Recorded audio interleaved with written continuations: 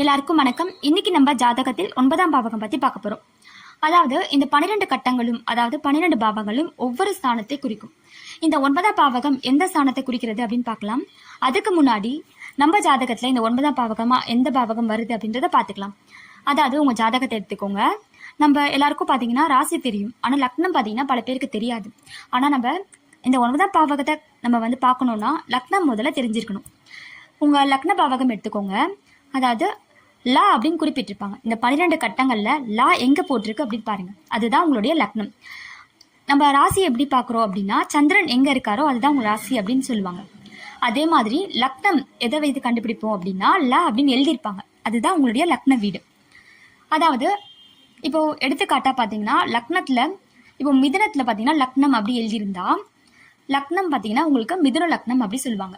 அந்த மிதுன லக்னத்துல இருந்தா நீங்க கணக்கெடுக்கணும். மிதுன லக்னத்திலிருந்து நீங்க கிளாக் வைஸ்ல கணக்கெடுக்கணும். ஓகேங்களா? இப்போ மிதுனம் 1 அப்படின்னு எடுத்துக்கிட்டோம்னா கடகம் 2, சிம்மம் 3, கன்னி 4, துலாம் 5, விருச்சிகம் 6, தனுசு 7, மகரம் 8, 9 கும்பம். அப்போ 9ஆம் பாவகமா கும்பராசி வருது. அப்போ கும்பராசி தான் உங்களுடைய 9ஆம் பாவகம்.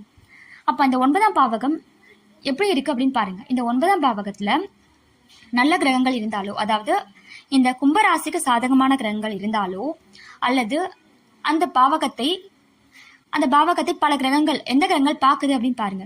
அந்த கும்பராசில ஒருவேளை சனி பகவான் இருந்தாருன்னா கும்பராசிக்கு அதிபதி சனி பகவான். இந்த கும்பராசிலேயே சனி பகவான் சஞ்சரிக்கிறதுனால இந்த ஜாதகர் பாத்தீங்கன்னா ஒரு அதிர்ஷ்டசாலியா தான் இருப்பாரு. அது மட்டும் இல்லாம குரு போன்ற நல்ல கிரகங்கள் பார்வை செய்தாலோ அல்லது நட்பு கிரகங்கள் பார்வை செய்தாலோ இந்த ஜாதகர் அதிர்ஷ்டசாலியா தான் இருப்பாரு.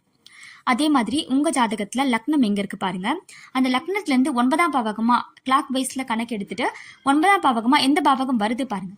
அதுல எந்த கிரகங்கள் அமர்ந்து இருக்கு பாருங்க. அது நல்ல கிரக அது நட்பு கிரகங்களா அல்லது உச்சம் பெற்ற கிரகங்களா அல்லது ஆட்சி பெற்ற கிரகங்களா பாருங்க. எந்த கிரகம் பாக்குதுன்னு பாருங்க. அப்படி பார்த்துட்டு அந்த 9ஆம் பாவகம் எப்படி எந்த ஒரு நிலையில இருக்கு நம்ம தெரிஞ்சுக்கலாம். அதே மாதிரி ஒருவருடைய பாக்கியஸ்தானத்தை குறிக்கின்ற இடமும் இந்த 9ஆம் பாவகம் தான். நமக்கு கிடைக்கின்ற அதிர்ஷ்டம், பாக்கியம், இது எல்லாமே இந்த 9ஆம் பாவகம் குறிக்கும். அதாவது தந்தை ஸ்தானம் சொல்லுவாங்க. இந்த 9ஆம் பாவகம் தந்தை ஸ்தானம் சொல்லுவாங்க. தந்தையுடைய வேலை, அவருடைய நிலை எப்படி இருக்கு அப்படின்னு தெரிந்து கொள்ள இந்த 9ஆம் பாவகத்தை வைத்து தெரிந்து கொள்ளலாம். இந்த பதிவு உங்களுக்கு பயனுள்ள பதிவாக இருக்கும் நம்புறேன். இந்த பதிவு உங்களுக்கு பிடிச்சிருந்தா லைக் பண்ணுங்க, ஷேர் பண்ணுங்க, சப்ஸ்கிரைப் பண்ணுங்க. நன்றி, வணக்கம்.